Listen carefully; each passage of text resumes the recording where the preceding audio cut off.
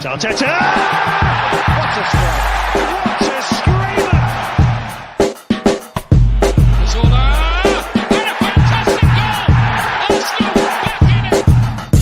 And here's Lipa, lines it up, finds the net. Arsenal are in front.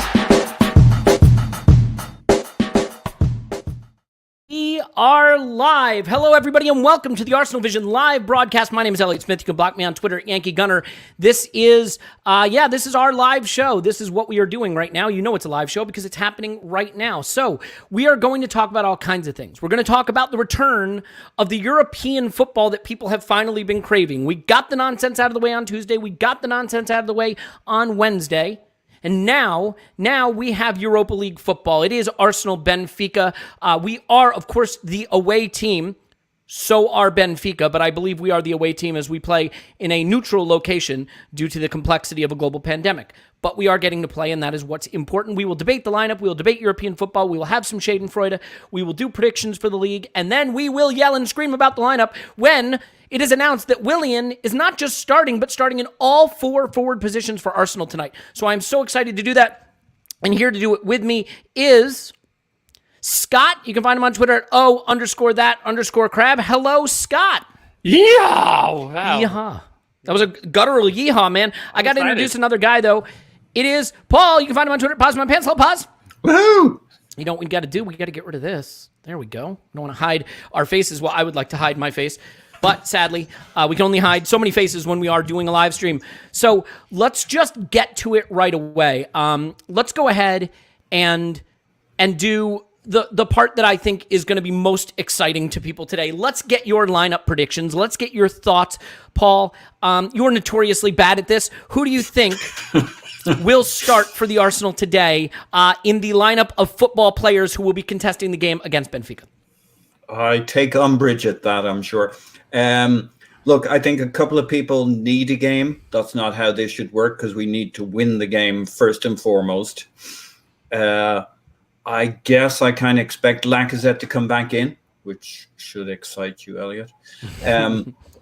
Maybe Aubameyang from the left, Saka from the right, Xhaka, Ceballos in midfield, and then the back four will be the back four from our last game. I guess Holding might be due a game or there's no reason he shouldn't come back in kind of thing. So maybe Holding or Luis, that'll be an interesting one. But I guess from how we play, the front three and the midfield two are probably the most. And then, who plays number 10? I have a feeling it'll be Odegaard. I think it could be Odegaard.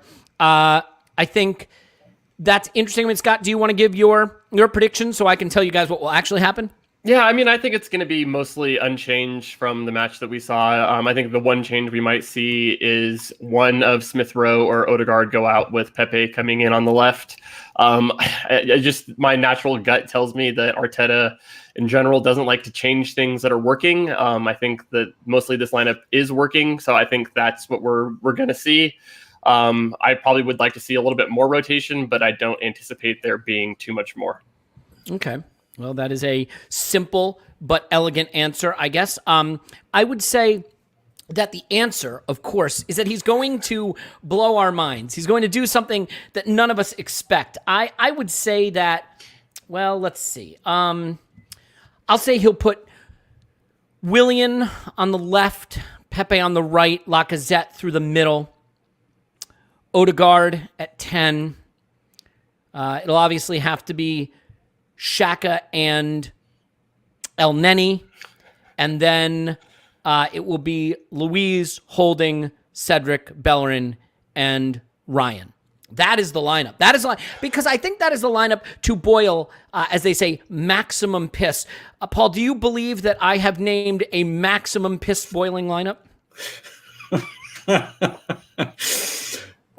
Well, you're taking it very well now, I can say, Elliot.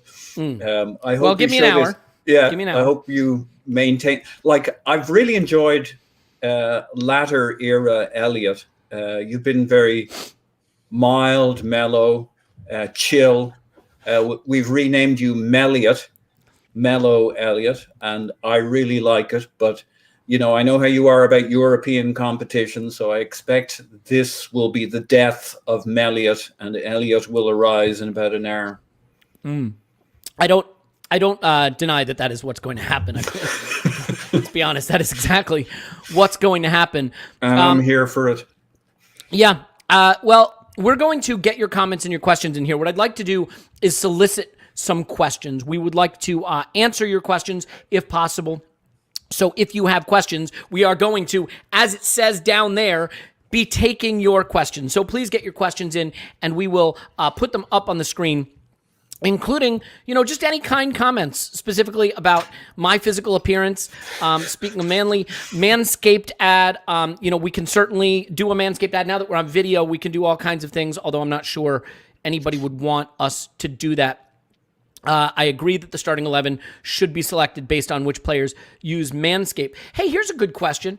Scott, what happens to Nelson? Where or what is he anymore? Let me ask you this. Is Nelson the friends we made along the way? What is Nelson? Man, yeah, I almost forgot that Reece Nelson. Yeah, I almost forgot that he plays for Arsenal because he's been so just peripheral for everything going on. But I think that probably means he's probably looking for a new home in the summer. I don't know if there's a spot for him in really any of these matches coming up, unless there's a major injury crisis, and we'll knock on wood here. That is kind of a problem, I suppose, because I don't think he's done anything wrong with his performances. He's always seemed to be pretty good.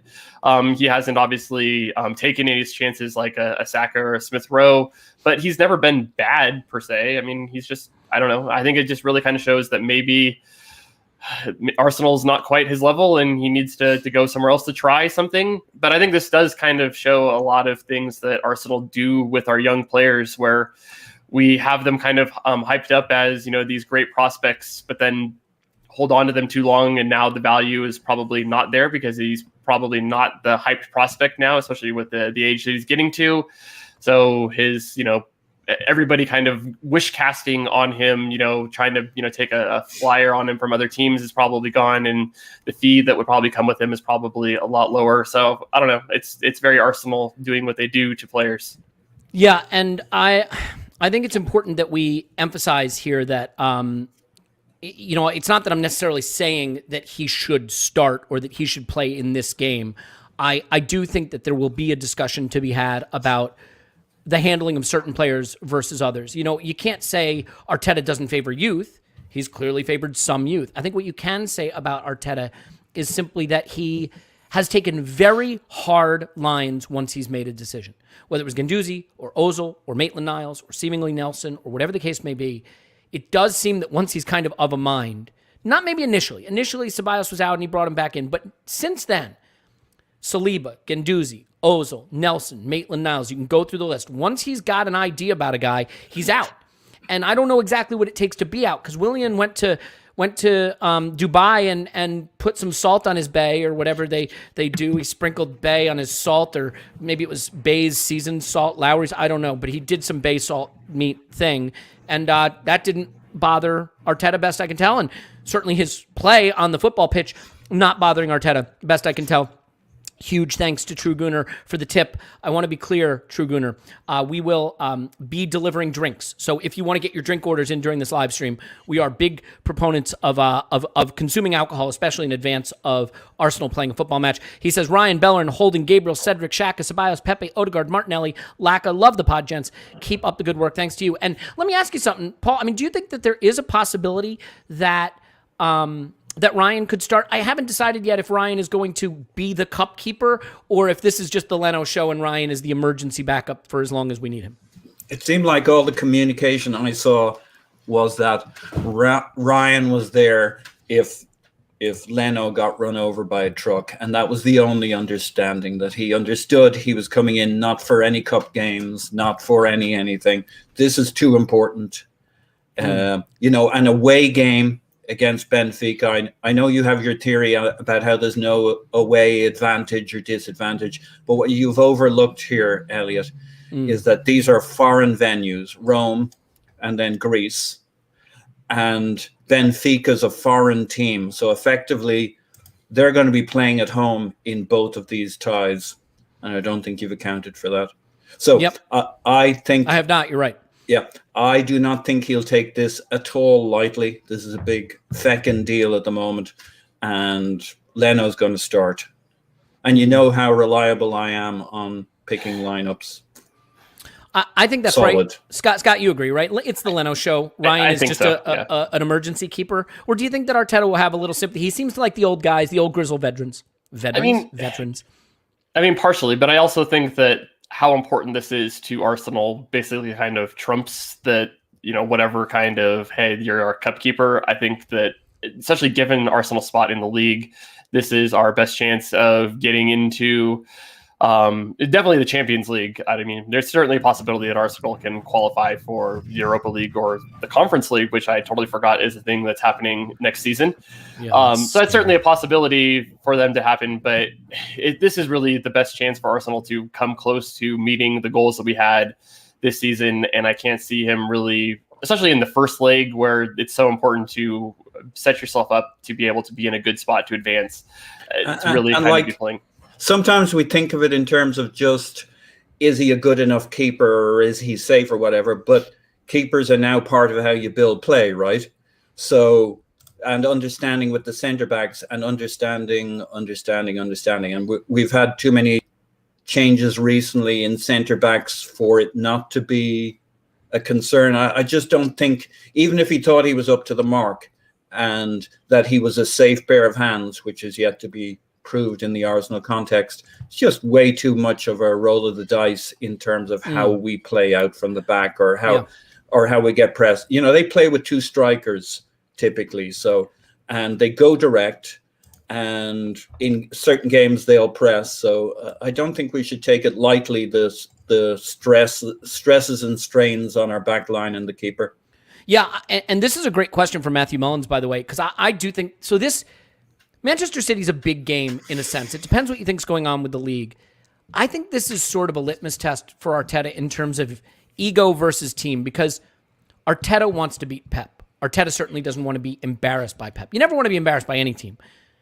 But it's the mentor, right? The teacher and the student. The student has become the teacher, is what we hope we are saying in my intro to the Instant Reaction Pod on Sunday. But I do wonder, it's not just that it's a big league game, but that it is Pep. Scott, do you think that there is a concern that Arteta should potentially be prioritizing Benfica, but because it is a big game and because it is Pep specifically, he will want his top players for City, which could mean like a Saka gets rested tonight, an Aubameyang, or even a Smith Rowe gets rested tonight. I'm trying to think of who might. I mean, obviously Willian will play at least 2 or 3 of the frontline positions. But do you have an idea on whether the Pep angle of the City game will really be weighing on Arteta's selection tonight?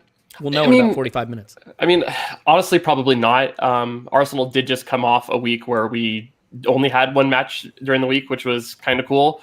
So it's not like we've had this continuous every 2 games a week kind of thing. So we did give ourselves a little bit of an extra break. It's not crazy. I mean, we've done this, and Arsenal have not done any sort of rotation for this 2 match a week kind of thing, and still tried to play the same kind of thing. So I don't think that he's necessarily the type of guy that's overly concerned with rotation. I think that he sees this as a very important match, and the City one, while it's important, if you lose this one, things could get really hairy really quickly, and I think the Europa League is very important. To be fair, if they get hairy very quickly, then the Lawnmower 3.0 is the answer. I got to cut you off because Jared Pickens has an important question. As you know, we love stonks. Stonks are all the rage right now. Everybody's talking about stonks. And so Jared Pickens says the stock price for Black River Industries is up 25% today. Buy, sell, hold. You may not know this. Scott has a new position. I do as well. So many, many months ago, the Shmoo advertised on our podcast, and the Shmoo is part of the Black River Conglomerate Industries family of companies. And you may not know this, but actually, we have a pretty exciting announcement here because let me get my banner off the screen here. Yes, Black River Industries. There you see modern global conglomeration demands decentralized solutions. A brand that obviously we all feel very strongly about here. I feel particularly strongly about this. But Scott, as the new CTO, I should point out. Yes, let me scroll down here. Decentralization is a philosophy that embraces the opportunity vested in each of our holdings and recognizes the power inherent in the aggregation of specialized data shared among them. As I think you know, I have been named CEO of Black River Conglomerate Industries, bringing you on as CTO, and I just sort of wanted to get your feeling about this honor, this new opportunity, and the company that we plan to take forward together as a team. I've never been more excited to be on board with something. We are going to revolutionize things. We're going to put things on the blockchain.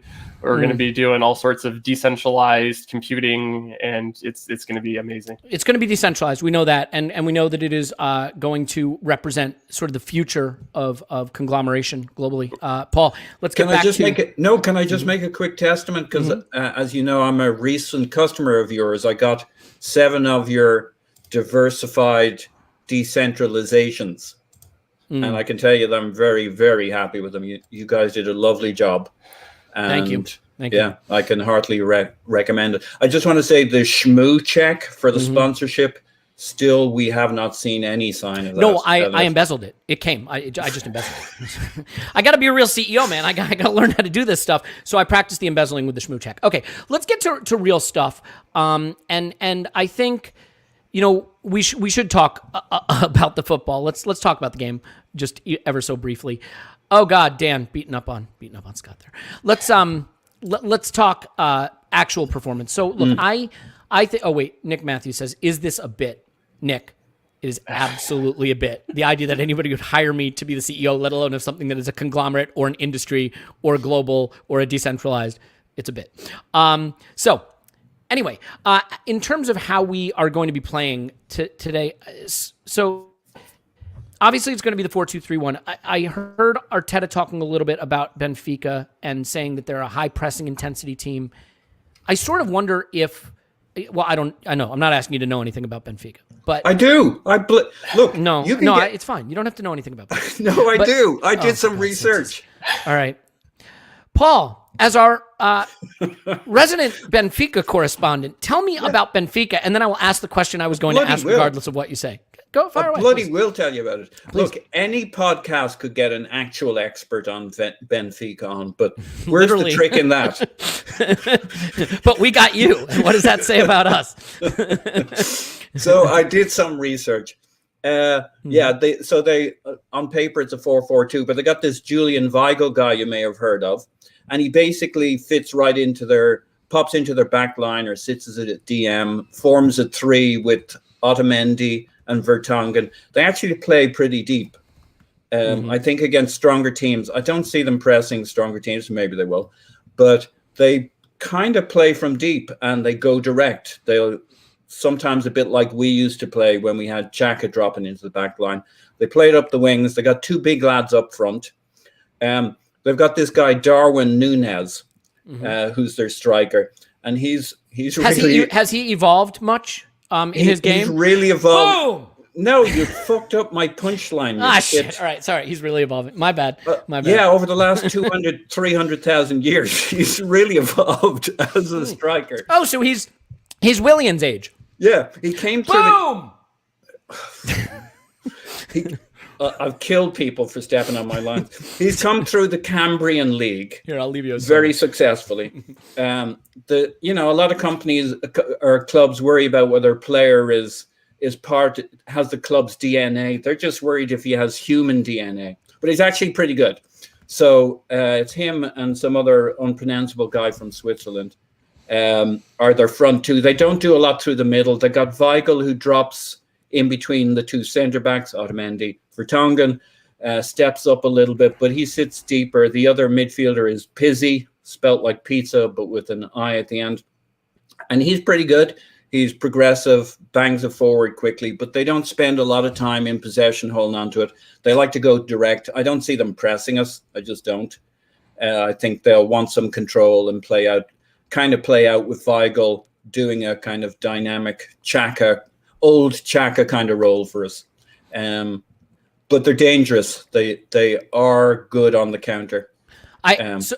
So then the question then, I mean, Paul, is what we faced against Leeds, and Leeds were pretty bad, let's be honest, but is it sort of actually a good preparation for this game? Does it give us Bielsa's a very sort of idiosyncratic and unique kind of guy, but are there enough comparisons stylistically that we can? No. Okay, good. I don't think so. It's good in that anytime you play a fast team that pushes you hard, that you have to respond to and gets you clicking fast, if the next team aren't as intense, that's good. So it's good in that sense. I don't see these, from what I've researched, I don't see them going around pressing like a Leeds do. Weigel's their Calvin Phillips or whatever, but he's not as physical or dynamic. But he definitely pulls the strings from deeper. Yeah. So let's talk. So what I want to do is I want to feature this very kind comment that comes with a drink order. Mark, when you tip, you got to put in your drink order. I mean, I can't get you a drink if you don't tell me what you want. I'm going to ask his question, and what I'm not going to do, because the man has just kindly tipped us, and I'm not going to say the last name, Mark. And not because I don't think it's a wonderful last name, but because I will, with that set of letters, say it in a way that is inherently not proper, not appropriate, and depending on what language, maybe means something entirely different than the name is intended to imply. So let me just ask the question. It says, Shpejkovsky. Of course, that's what it is. Let me read it. Big fan here. Big fan of you, Mark.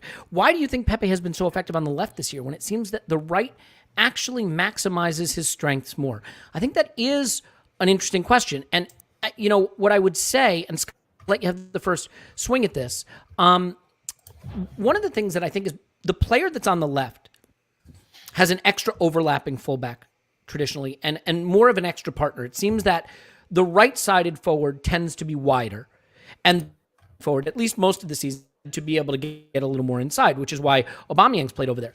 I wonder if it's simply that Pepe is to the box and has more players to go along with, as opposed to the, as opposed to the right side. Is it a structural thing?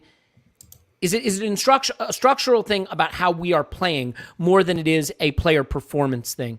And I will tell you that my cup and string internet may occasionally make this look like this, but that's actually me doing it that time. So yeah, do you think that's it, Scott? Do you think that there's a structural element that the left-sided forward just naturally gets to be closer to the box, or do you think it's purely that it prevents him maybe from shifting, constantly trying to shift it to that inside foot where the players know he's going to go?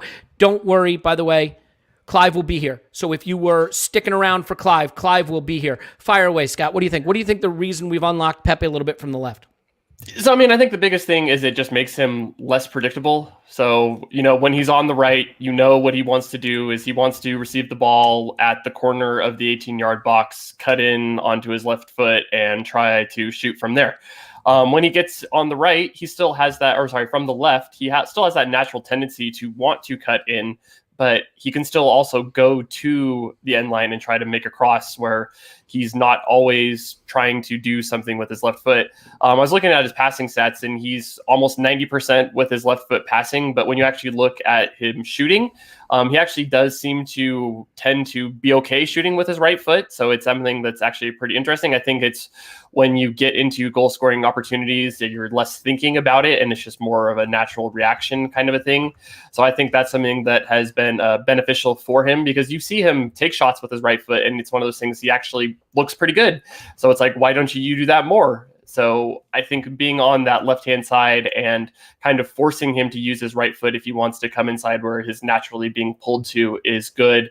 I think that you're right on the other thing. It's like, I think he likes having that overlapping fullback because his natural tendency is to play in the half space when he's in that same spot on the right. Hector Bellerin also cuts in, and we don't really have a natural player giving us that width on that side. I think when we've seen him be best on the right, it's been with a player like Cedric, who likes to hold the width from the right. So I think it's just, there's both things where, having a guy that will provide width and take, things off for the defenders to actually have to think about has been good. So I think it's just one of those things. It's both that it makes him less predictable and it fits the system better with the players that Arsenal have.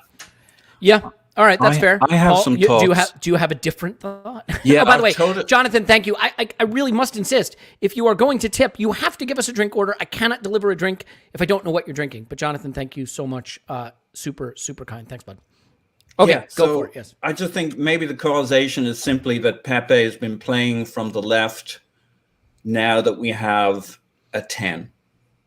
And he probably looked pretty good from the right with a 10 in a functioning attack. He did get on as a sub once or twice from the right, but that ain't the same as being part of the starting lineup. So I think that's a part of it. I think Bellerin tending to come up through midfield, underlapping, crowds the space a little bit for him when he's playing from the right. But that's something they could and would work out.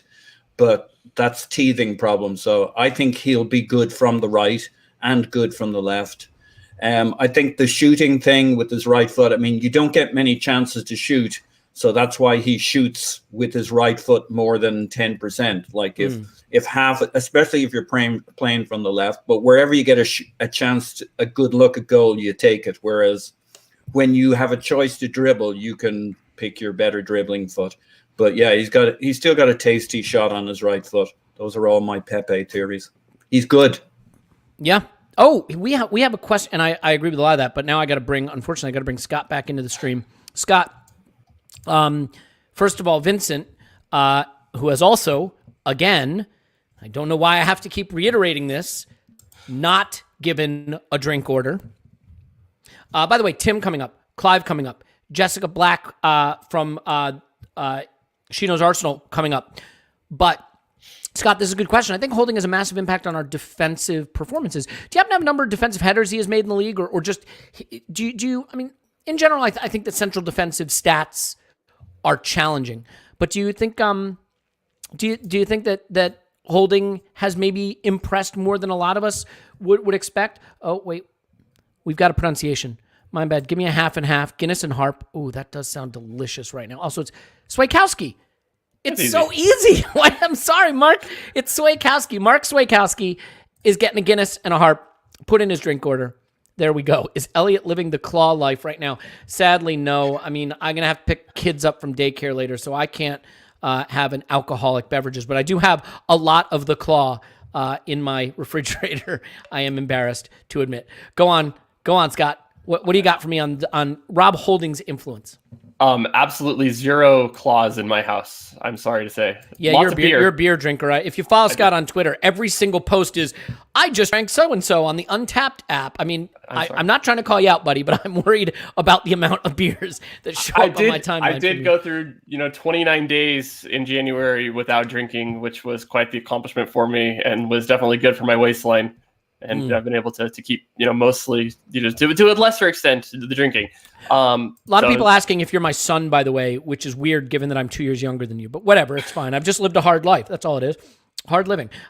So go ahead. What do you think about Rob Holding's performance so far?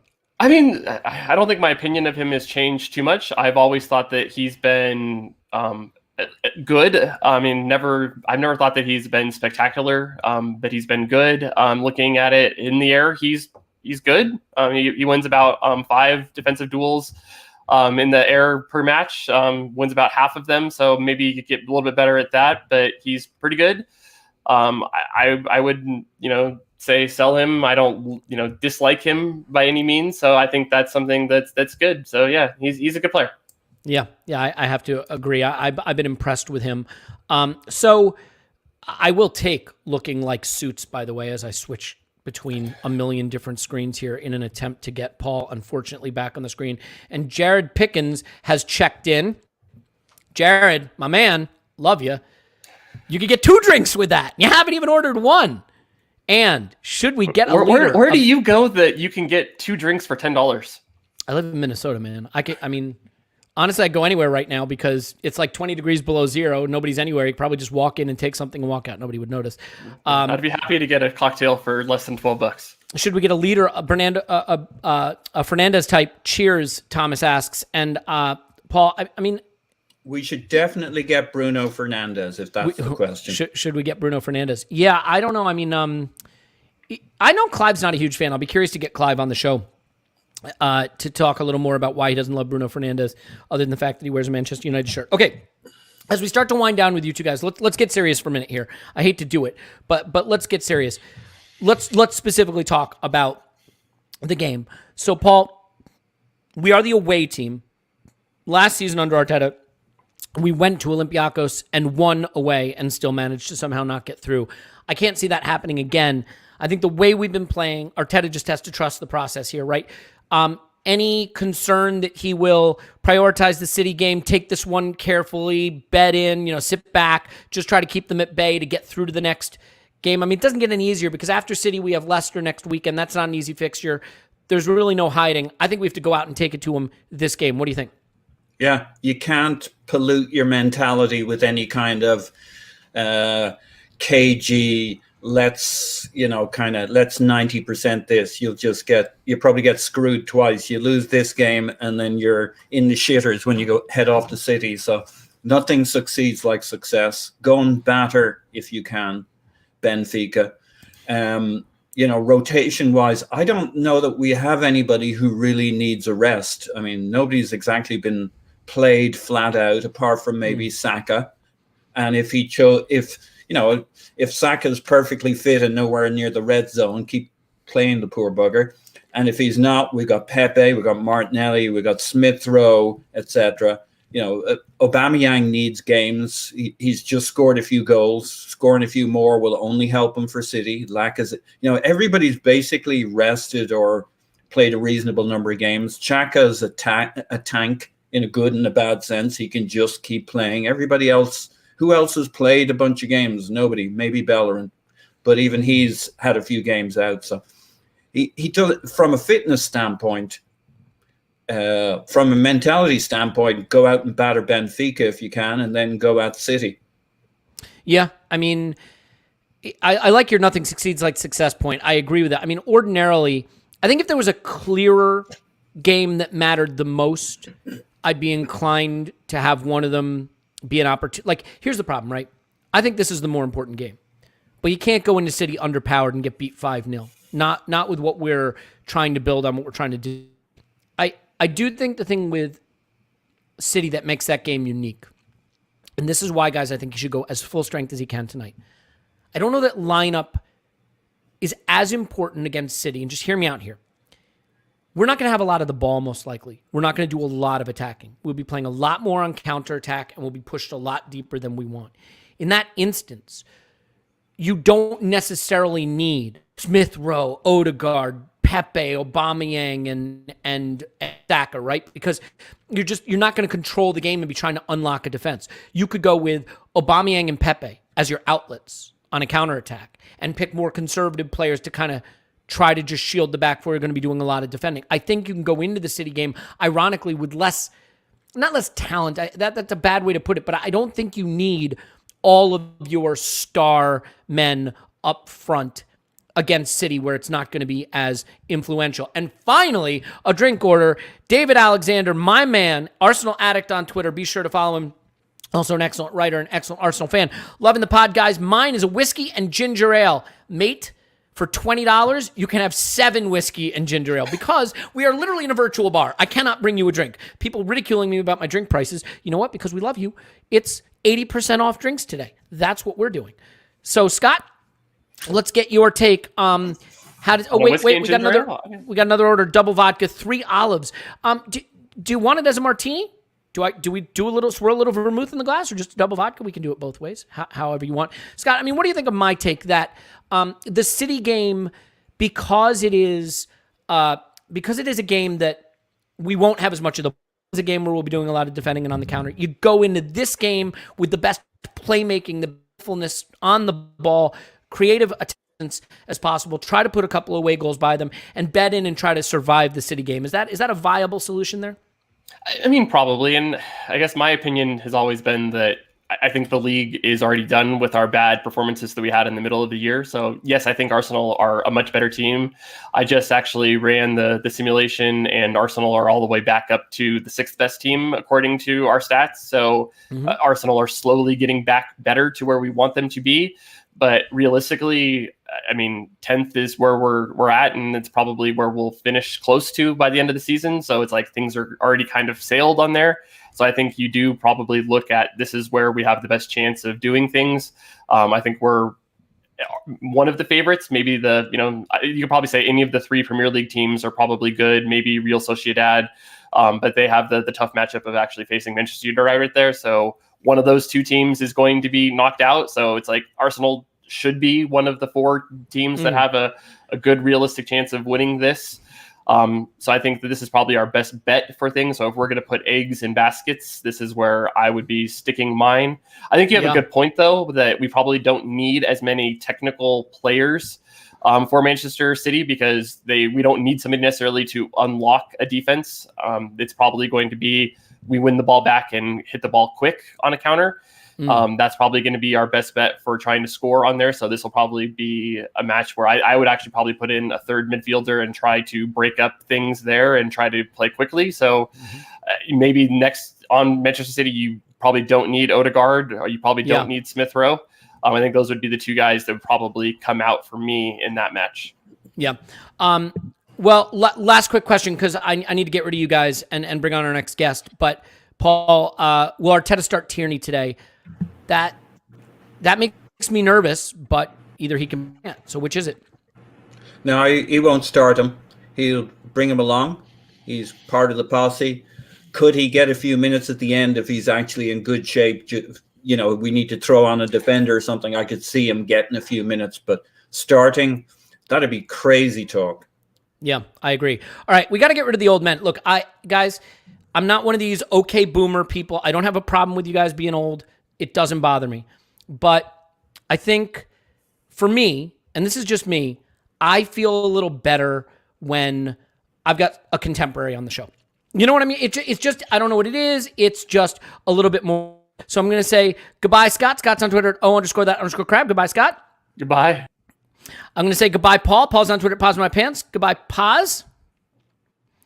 And now I am delighted, finally, to welcome a true knowledgeable Arsenal fan, a woman who hosts her own podcast, like so many of us do. And then also, just as I said, a contemporary of mine. Welcome, Jess. You can find her on Twitter at It's Jessinho. Hello, Jess, and thanks for joining. Hey, thanks for having me. We are having a hell of a good time, which I imagine will now only improve. What I'll do is quickly get your lineup predictions. We'll do some questions from the audience, and then I want to get bring in some beyond Arsenal talk, because no one at our podcast knows anything about the world of football beyond Arsenal. You do, so I figured this would be a good time for it. But I will let you know what my lineup prediction was. I went with Lacazette up front, Willian, let's say Pepe and El Neni, Xhaka, holding in midfield, Pablo Marie, Matt Ryan at center back, Cedric, Bellerin, Leno, Runnerson.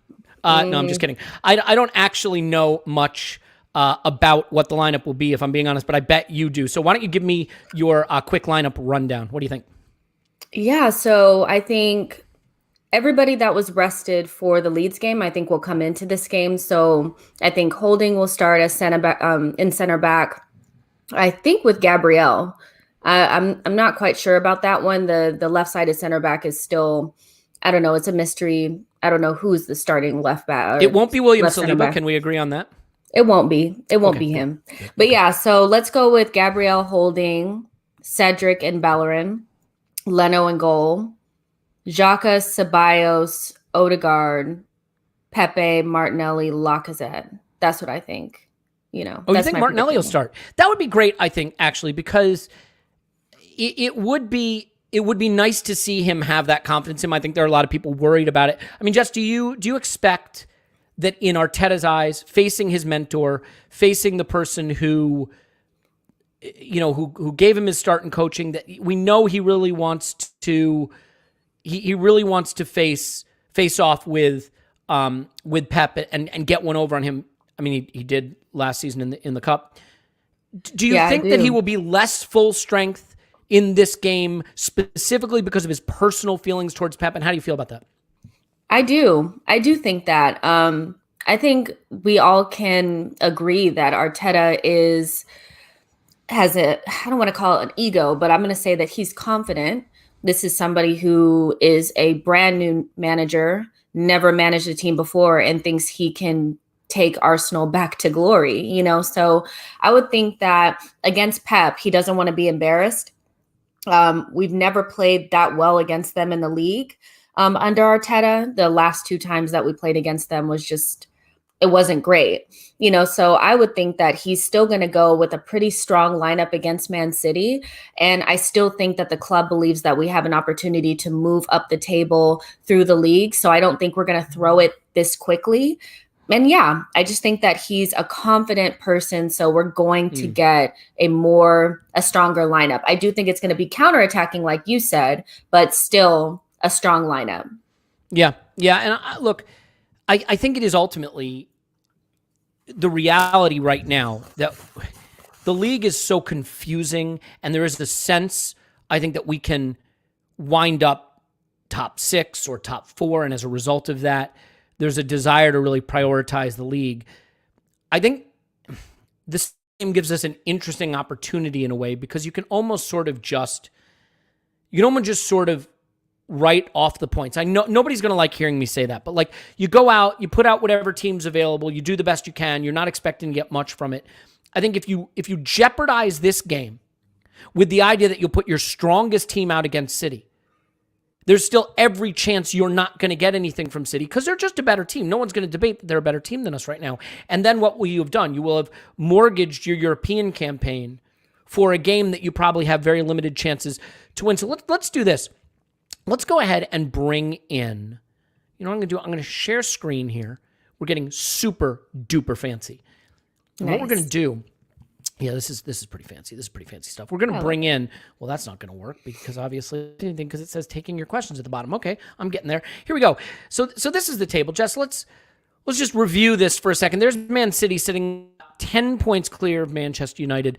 Just about everyone is caught up now in terms of games played, with the exception of Villa and Everton, and Spurs as well, who are just 2 points ahead of us, but with a game in hand. As you look at this realistically, I mean, where do you see this shaking out? I don't see top 4. I realize that you look at this and you say we're just the 8 points off. There's someone who I imagine will right the ship. What do you see realistically as where we can land in this mess of a table? So I don't think that we're going to move up substantially, even with a good run, because there's so many teams in between us, even though we're not that many points behind. I do think that the Wolves and the Aston Villa game kind of solidified us as somewhere in between 8th and 10th. I think 8th is the highest that we can get. But for me, you know, if there is a chance that there is a slip up from an Everton or a team like that, I would like to see us capitalize on it a little bit. To me, just the optics of 8th is different than 10th to me, you know, so I would like to see us, you know, continue on with strong teams in the league. We have enough quality to do that. But yeah, again, in this Benfica, I have a feeling that even with a rotated squad, we should be able to beat them. That being said, as long as we have, you know, some of our heavy hitters on the bench, I think we should be fine. But against City, I anticipate Arteta still going strong in that game, because he's just not going to let Pep have it. I don't see it. I see Aubameyang starting. I see Saka, Emile Smith-Rowe, all of them starting in that game. So yeah, I think we're going to see a strong lineups for the next 4 games, but both Benfica games, the Leicester game, and the Man City game. Yeah, and I mean, this is where the season's going to be decided, isn't it? Because it's Benfica twice in Europe, and then we've got City, we've got Leicester. Burnley should be a win. Spurs, West Ham, Liverpool. Now you might say, well, West Ham also. West Ham are above us in the table. So if you look at of those league games, other than Burnley, we're playing the champions-elect, the reigning champion, are a top 4 really perennial now in Leicester. Games we need. That's the run, because after that it does get easier. So that's really what it's going to come down to. Mm-hmm. But see, for me, this is where we're gonna know whether or not Arteta is learning lessons, because he lost against Burnley, he lost against Spurs in the most obvious way, and he also lost against Leicester in the most obvious way. So I would hope that, I mean, those games we weren't completely outplayed. He just played straight into Brendan Rodgers and Jose Mourinho's hands in those two games in particular. Like, we could have wrote the script in that Leicester game. We could have wrote the script in that Spurs game. So for me, I see those games as tough games, but I see them as games where I would expect Arteta to prepare more and for us to be able to get something out of those games. If we don't, then we need to start questioning, what are we doing in the league? I still don't think that we should just throw it away, because even as we saw last season, there was an opportunity for us to qualify for Europe in the league, but we just couldn't get it over the line. There was just some games towards the end where it was like, what are we doing? And for me, Arteta is going to be judged in the league, and I just don't think we can throw it away. So the Leicester game, I expect us to get points. Spurs game, get some points. West Ham would be hard. I still expect us to win something there. There's just the Man City game is the only game that I'm really looking at where I'm like, probably won't get anything, but I still want to see a performance. There still has to be a grade for Arteta, even though we haven't done well in the league. We can't just say, you know what, he can just do whatever here. That's not how this works, Yeah. Yeah. No, I agree. Look, I feel for him in a way, because the way the season started means it's very unlikely we're going to finish the season achieving things we'll feel great about. But that doesn't mean we can't feel great about the direction of travel. Like right now, I feel really good about the way we're playing and the direction of travel. But unfortunately, that direction of travel started from like 20 feet deep in a well. So at now the best thing we can hope for is maybe just to like get out of the well. That's a terrible analogy. And I'll be here with more of those. Tim is coming up. Clive is coming up. But before we get to them, the lineup is out. Chris Wheatley was the first one I saw with it. So I am going to stun you here. We are unchanged. So I have a lot of reactions to this. Unchanged lineup. Yeah. Show it to me. There it is. It is Leno, Cedric, Gabriel, Luis Bellerin, Xhaka and Ceballos, Saka, Odegaard, Smith Rowe, Aubameyang. Tierney does make the bench, as does Pepe, as does Nketiah, as does Martinelli, as does Lacazette. I think the interesting thing here for me, two really interesting things here, Jess. I know you said that you thought Martinelli might start. It's another game where Martinelli's not in there, and I'm fine with that. But the Pepe thing is interesting because, so I'm wondering, is this a case of Arteta had rested Pepe thinking he'd start him here because he'd been very good, and then we go out and batter Leeds, and he says, well, I'm not touching that. That looked good. Or is it a case that Benfica's a little pressing? Arteta's pre-match comment, Benfica have an intense pressing style. Did he pick the team against Leeds in part thinking if this works, it's a good, they are kind of a good analog for what Benfica wants to do. So which is this, chicken and egg? Was the Leeds lineup an eye towards the Benfica game, or was the Leeds performance so good that he felt he couldn't change it? Because you have to feel for Pepe, a guy who came in, has been one of the best players in the team since he's been playing on the left, now 2 consecutive games without a look in. What do you think? Arteta does this a lot, though. If he sees a team that does well, just like the team that beat Manchester United, that was the exact same team that started against Aston Villa. He does this a lot. This is what Arteta does. Against, I think, the same team that started against Wolves got another chance to redeem themselves against Aston Villa. Again. So for me, this is just a reward. Sorry, Luke asked me to wave too, so this is how I wave. Wouldn't that be weird if that's just how I waved at people? That's how it would be. My little daughter, my 1-year-old, walks around the house going. She learned that from you, or what? Yeah, I mean, I'm a weird waver. What? Yeah. Some people call me Whiskers because I'm a weird waver.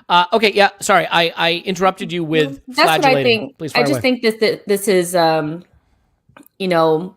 reward for playing so well, because I've seen Arteta do this before. But I'm shocked at this. Because now I'm thinking to myself, like, originally when people were criticizing Arteta for not playing Pepe against Leeds, I was saying that, well, it's because we're looking towards the Benfica game, and it's not, he's being rested, not dropped. Now he has been dropped.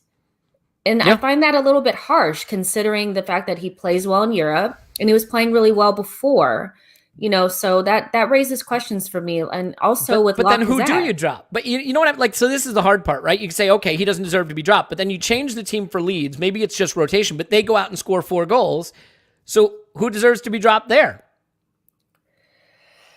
I mean, you know what I mean? Like, if you want to call it, is this good for us? Like, having options, I worry about Pepe and his ability to continue form after maybe he feels like he's been dropped. But, he I don't know. We better win.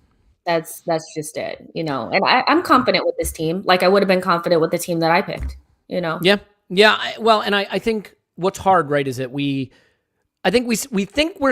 sort of think we're good now, but we're not sure we're good. We still believe we're good, but we're not sure we're good. Yeah. And then there's the other problem that like we don't really know what Benfica are at all.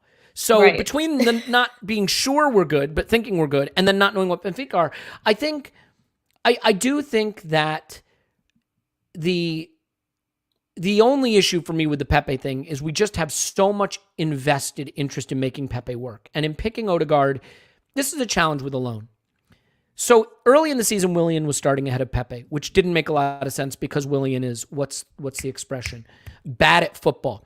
And then now it's really Odegaard that's getting Pepe's place. You might say, well, it's Smith Rowe, but you know what I mean. If it was Pepe, it'd be Smith Rowe at 10. So now you have the other problem, which is a loanee taking the place of a guy we invested hugely in who we'd like to see work. And this is the challenge with loans, right, Jess? Which is, as much as I think Odegaard is awesome, and it'd be great if we could buy him, and I'm excited to watch him play, you have a situation here where a loanee is getting the spot that a £72 million acquisition would have gotten otherwise, and that is just inherently what you're going to wind up with. I do want to address one thing that's been going around in the chat, and that is simply that I am not Lionel Messi. And the reason you know that is if I were Lionel Messi, rather than doing this, I would be doing literally anything else with my fabulous pile of money. But not that I don't love doing this. It's great having options. So, and this is a good point. I want to address this because Rena Black says it's great having options. That's my mom, by the way. I was just going to say, any relation? So there you go. Well, hello, Mom. Hi, Mom. Just a couple of Gen Zers hanging out on the internet. What can I say, right? Just doing our thing like us Gen Zers do. Oh, man. Yeah, it's all good. So what I was going to say, do we have this issue, Jess, which is, as Arsenal fans, we've been kind of used to not having enough good players. And we've been used to the panic of not being good enough. And it's sort of set in now that when a good player isn't in the starting lineup, we all freak out about it, right? Like, if we want to be a good team, we're going to need more really top quality players. And as we have more really top quality players, your favorite big quality player isn't going to play every game. Do we have to just sort of accept these are top level professionals? They have to compete for a place. And if we aspire to get back to where we were, we can't whine and complain. I mean, to be fair, I have to whine and complain, otherwise I'd be out of a job. But you can't whine and complain every time the player you like or you rate doesn't get in the starting lineup. Is that an issue that we got to set aside now? Yeah, but I mean, we've never had this before. Competition for places, multiple players that are actually in form. For the last couple of years, the starting lineup has been pretty much cut and paste. It's never been this competitive, and I think that this is a good thing for us. And I think just fans have to get used to it. I did see that there were a lot of people that felt like Lacazette should, now that Aubameyang scored a hat trick, Lacazette is somewhat unusable at this point. Like, he can't come in against Benfica, but he was deputizing for Aubameyang while he was gone. And I know that he's not the long-term option, but it's not that, that's that reactionary. It can't be that. Our players are good. These are top level professionals. We have quite a bit of players, especially in the attacking areas, that are playing well at the moment. And there's nothing wrong with that. If Aubameyang started today or Lacazette started today, I wouldn't have been upset about either because they both played well in spurts. Aubameyang could play, have a suspect game today. We don't know, but the good thing is that we have Lacazette, somebody who's been playing decently this season. So let's just mellow out. We've never had this before. We don't know how to act. It's fine. We'll get used to it. It's fine. And it is look, it's fun to debate who should be starting over whom. But if you want to be a good team, you should be having more of these debates, not less of them, right? Yeah, exactly. So I do want to address something. Norma says, Elliot, you look rough for Gen Z. And I want to clarify something. I didn't actually mean that I'm Gen Z. What I meant is actually I'm World War Z, the Brad Pitt movie about zombies. So that's actually what I'm World War Z. I'm one of the zombies from World War Z. I can see how that would get confusing. So, yeah, I do want to address one other thing real quick. Well, you know what? Let's do this just real quick. I know the lineup is out, and that's what everybody wants to focus on. I want to get your take on something before Tim is coming up. Clive is coming up. That's going to happen. I know everybody wants to get to them. They're the big stars. Jess, no, you, me. We're the opening act, whatever. Yes. Haaland versus Mbappe. Is this the new Messi Ronaldo? Is this the new debate? Are you Haaland? Are you Mbappe? Who do you feel is the better player? And right now, is anyone higher up at the top of the game than these two star strikers? No, they're definitely. And see, this is where I think when we start talking about generational talent, this is what we're talking about, right? We're talking about Haaland. We're talking about Mbappe. Mbappe has been on the scene for a while now, playing at the top level and consistently for a while. Haaland is sure to be the premier striker, and I personally see him in the Premier League sometime soon, probably on Man City. That's where I see him going. Is this the new Cristiano Ronaldo versus Messi? We'll see, because that was a long-standing rivalry for like a decade. So we the longevity of players is not as long for most players as it is for those two, so we'll learn over time whether that is actually a rivalry. For me, I think Mbappe is the better player because I've been watching him play at this level for a longer period of time. I think Mbappe is just heads and tails the best. I mean, he's not even a young player anymore. He's has to be top 3 for me, best players in the world at this point. He's the best player in the world, isn't he? Yeah. Isn't it? I mean, can I ask you a question? So these two are going to get talked about a lot. They score the goals. And I know he's been injured quite a bit. Because he went to PSG and because we don't know how to rate that league, do we undervalue Neymar? I mean, Neymar statistically, and when he's on his game, he was the closest thing to touching the Messi Ronaldo level for those years as anybody came. I think because he throws himself on the ground and rolls around a little, and let's be honest, who hasn't occasionally thrown himself to the ground? I throw myself to the ground regularly, hoping for just pity in my old age, and for someone to pick me up and to feel the touch of a human being's hand on my arm. But aside from that weirdness, I mean, does Neymar belong in this conversation, or is this really it? Is this the duopoly of the future? I think Neymar belongs in the conversation, but he's kind of muddled his own success with what you said, with his kind of like his antics on the field. The move from Barcelona to PSG seemed strange and hasn't really highlighted him in the best way. He's had quite a bit of injuries. I think he's like 27, 28 now, so he's further along in his career. But in that in-between zone between Messi and Ronaldo, I would have to say that probably only Neymar and maybe even Hazard have hit similar levels of consistency for a long period of time. I just think he's being overshadowed at this point because he wasted so much of his time being a party animal, flopping around on the ground and being injured. But he's definitely one of the best players in the world as well, so I don't take anything away from him. But it's definitely these two guys' time to shine now. Sure. Is it maybe sneakily Freddie Adu, though? No. It's not. No, sneakily Freddie Adu. It's Fair not. Enough. It's not. Okay, let me ask you super quick then, a little closer to home. Do you have any concerns about Saka in terms of overuse? I mean, he's going to hit 3,000 plus minutes this season in all competitions. I sort of wonder what the lifespan is on not lifespan, that's the wrong way to put it, but what is the right, I mean, do we just sort of have to take with the lineup that we've got a world-class medical team that understands what the red zone looks like, that understands what these players are capable of? We have to trust them, or is there a concern that Arteta's dependent on Saka? He's a young coach who desperately wants to haul his team out of the doldrums they were in, and that he is not taking this player's future into consideration. I mean, you could argue there's nothing more important at Arsenal right now than protecting Xhaka's future. Are we at a stage where we need to start to think about that a little? I would hope that the physios and the medical staff have our players' best interest at heart and would be able to see whether or not they're in the red zone. And I think every player has a different physicality to them, where like if you compare somebody like Aubameyang, who has a very good injury record, like in terms of he doesn't get a lot of injuries because he takes care of himself. Some of that is just his natural. It's not something that comes from things that he does. Sometimes that's just natural. And Saka may be like that too, whereas somebody like Emile Smith-Rowe is more prone to injuries. So I would think that they would know whether or not Saka is in a position where he's creeping towards that red zone and he needs to be rested. I think he's being played this much because he can be played this much. He hasn't really gotten any huge injuries. And, you know, he just seems like the type of player that has a little bit more sturdiness about him, even at his young age, than some of our other younger players. So I'm not particularly worried about it.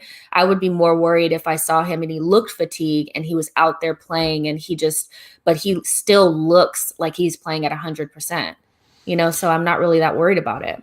I know you are. I mean, look, I'm a worrier. That's why my friends call me Whiskers. We're going to have to let you go because Tim and Clive are coming on. And it's a shame we're going to have to do more of this, but I have to, before I let you go, ask you, on a scale of 1 to 10, where 1 is you just kind of yawned and didn't care, and 10 is maximum pleasure derived, like a big Arsenal win, a victory, how much did you enjoy setting me up on Twitter with the video that you post? So Jess invites me on her podcast. She asked me a question no one wants to answer. And the question is very simple. You can sell Martinelli for 50 million or Saka for 100 million. You have to pick one. I hemmed and hawed, said I don't want to pick either, and I don't want to sell any of them. Obviously, I love them and all of the caveats. Just post the video right where I start talking about why I'd sell Saka. Let me tell you, people on the old Twitters didn't enjoy that comment at all. So I just want to know, was it a 1 like you yawned at it, or 10 like it was a true glorious victory that when you clowned me with that video?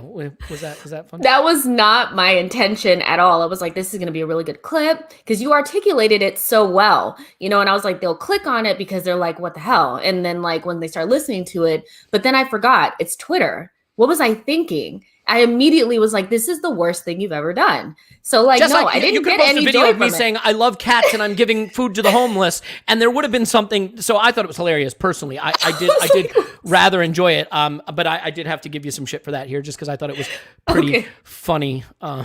In not haha funny, more in the, oh God, and I woke up because you did it LA time. So I had already been asleep. You know, because even though I'm Gen Z, I go to bed early. You know, so I can look this rested. And I wake up and my mentions are like, you're an idiot. And I was like, well, I know, but what did I do? And so anyway. I know. I was like, this is horrible. Like, this is so bad. That's why I deleted it, because I was like, this is just not what I expected, you know? It was great. But, hey. Jess, thank you so much for being here. Really appreciate it. It is always a pleasure to speak to you, and we'll be doing it more on the pod, hopefully more on your show and just more in general down the road. Sound good? Yes. And sounds good. It's Jessinho on Twitter. Good stuff. Yes. Talk to you soon. All right. Bye-bye. So that's Jess. And now we're going to have to introduce someone who knows a thing or two about football, but is not going to clown around with me. I don't know. We'll see. Let's see what happens here. Here is Tim McFadden on Twitter at Stoberto. Hello, Tim. Hello there. Sorry. Hello there, indeed. I just realized I look really dark in here. We put some new lampshades in this morning. So it's just your soul. It's just a reflection of your dark soul. Yes. Indeed. Hence the dark hoodie. I like it. You are like the Dark Invader, only not a world-class professional footballer. So speak for yourself. I mean, I've been getting people telling me I look like Messi here, and I keep waiting for the checks to clear, and they don't.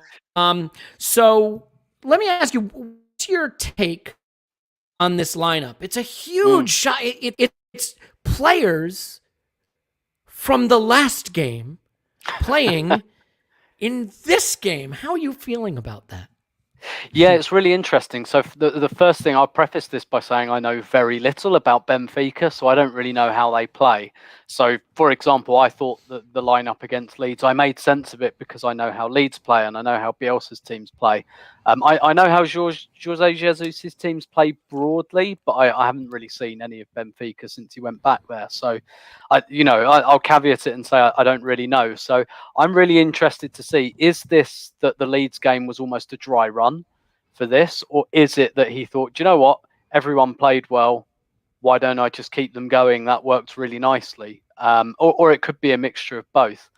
And essentially what I'll do is I'll wait and see the performance and the result, and then I'll make all of my rash judgments based exactly on that, and I'll tell Arteta whether he's right or wrong based on one of those assumptions. What about you? I mean, here's the thing. I want to have a player that I demand be in the starting lineup. And if that player is not in the starting lineup, I want to have the right to be as outraged as humanly possible. I want to feel rage at all times. And I thank the football for allowing that to happen. Uh-oh. Star power. Star power. It is Clive P. AFC, also known as Clive, a.k.a. Clive Palmer. Hello, Clive. Hello. Actually, oh, there it is. Hello. How you doing? Oh, God, here it comes. Clive. Oh, my God, Clive is here. Clive. It's Clive. Clive. You're doing this on purpose because you know I'm not comfortable with it. I am. That's exactly right. Clive. Legend enters. Oh, here's a good one. Clive. Tim. It's Clive and Tim. It's Clive, Tim, and Elliot. See, me and Tim are both quite quiet dudes, right? We're naturally quiet, and you are not helping my sort of nervous disposition. Let me tell you that. That's not what I'm here for, buddy. I'm here to make you miserable, as I think you know from podcasting with me. All right, Clive. So it's your turn. Well, let me just ask you this. So the lineup is unchanged. So first question: do you think? Because I think there's a potential chicken and egg thing here. The internet crashed a little when you joined, but I think it's working back. My cup and string is getting better. Now it's kind of like a cup and a cable almost, or something like that. So let me ask you this, Clive. Is this a case of the Leeds lineup was picked, rotating out with an idea of getting ready for Benfica, and then the performance was so good that he felt, I have to just stick with this. I can't rotate out a team that scored 4 goals. Or is it a case that the Leeds team was picked with an eye towards the way Benfica play, almost to kind of see how it handles that Leeds press, which, because we heard Arteta say that Benfica will do some similar stuff. No one does exactly like what thank you, David. No one does exactly what Bielsa does, but I guess what I'm saying, chicken and egg, is this team a reflection of how we performed at Leeds, or was the Leeds team picked with an eye towards this game? How do you feel he arrived at this solution? I'm generally not sure. My gut feeling when I saw the team was I expected 1 or 2 changes. I expected one of Smith Rowe, Odegaard not to start. Again, not performance related, but more. I thought Pepe wasn't that far away. I thought he may come in on one side. I've got my concerns about Saka's.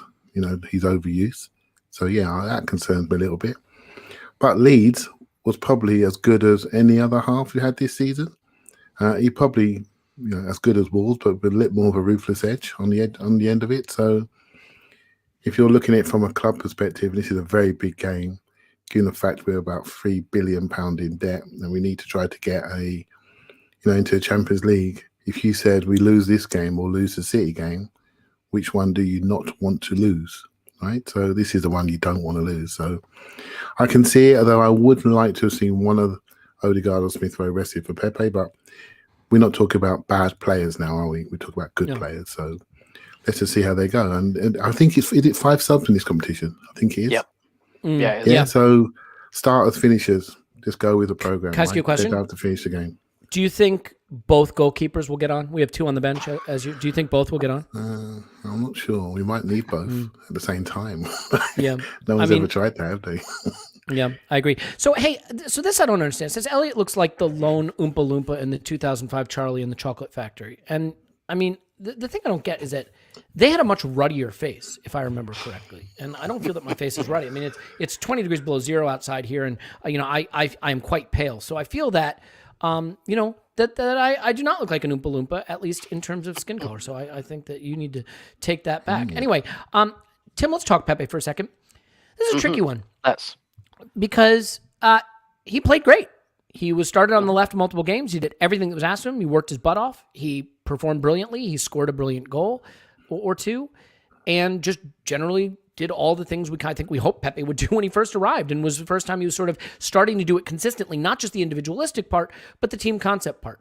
He's dropped for Leeds, and there was a part of me that's like, maybe he's being rested for Benfica, or maybe the intensity of that press, we want people that move the ball a little quicker, that are a little more spatially aware in terms of the team concept.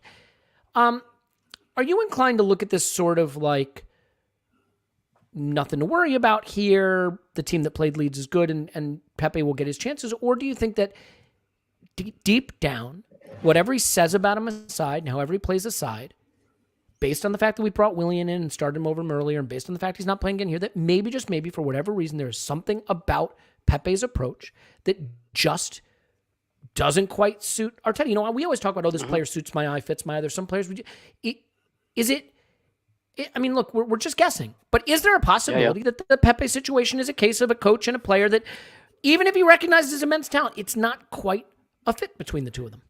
Yeah. I think that's totally fair enough. And if we'd said that 3 weeks ago, and we did say that 3 weeks ago, nobody would have contested that whatsoever.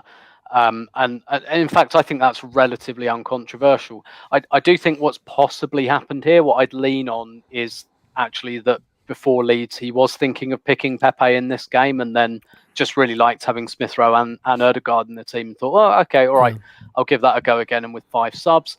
And I guess one thing I'm pleased about is we spoke around about New Year, and we had kind of a bit of a front three sorted, and we thought, great.